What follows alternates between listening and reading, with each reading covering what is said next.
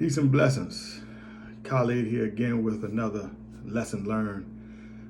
Grateful to be before you. I'm hoping that everyone is having a fair and pleasant day. If not, you have it within you to make it pleasant.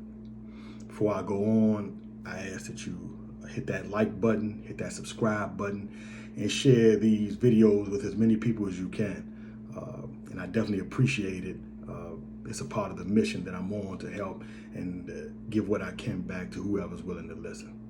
With that said, this will be a short video. I'm pretty long-winded for those that know me, and I can go for days when it comes to talking about something that I actually enjoy talking about. But this will be a short one, I promise you. But it's just as important, if not more important, than what I'm speaking on in the other videos. And that is a shout out to you women. A big shout out to you women. During my incarceration, the most consistent people has been mothers.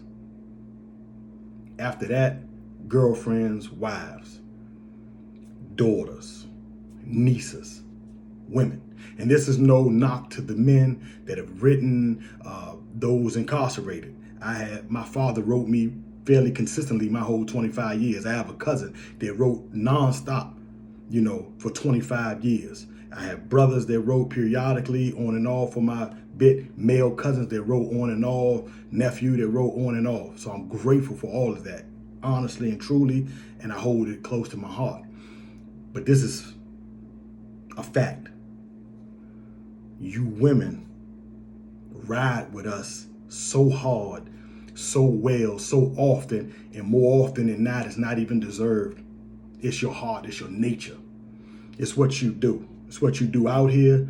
It's what you do, period. You take care of that which you love and care for. I've seen guys in prison start working out the minute they start getting someone, coming to visit them. Now they want the six pack. They want a new pair of shoes. Their spirits are bolstered. I've seen guys go to the law library wanting to get out to be with the females that they care about. I've seen guys read books and get GEDs and get greater education because they're trying to impress or prove to the women that's writing them that they're not wasting their time.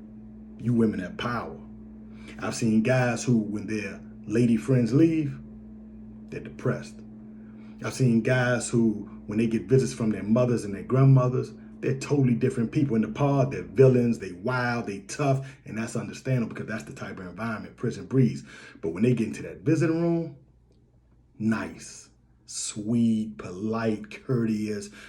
That's the true them. That's not the facade. The facade is what we deal with in the pod and on the rec yard. That's the armor we put on. That's the face we wear. It's not who we really are, like in these streets. What we see on these corners, these young brothers out here wilding and acting silly, same thing I did like many others did. That's not who we are. That's the environment molding us and shaping us to be something other than ourselves. But when in that visiting room, that's who you really see. And you women, you ride with us. You take care of the packages, the care packages. You take care of the phone bills. You pay phone bills, excessively. I can only imagine, how much money many of you women have put into those of us incarcerated. I can only imagine. You all are a blessing. You all have power, more power than you're given credit for.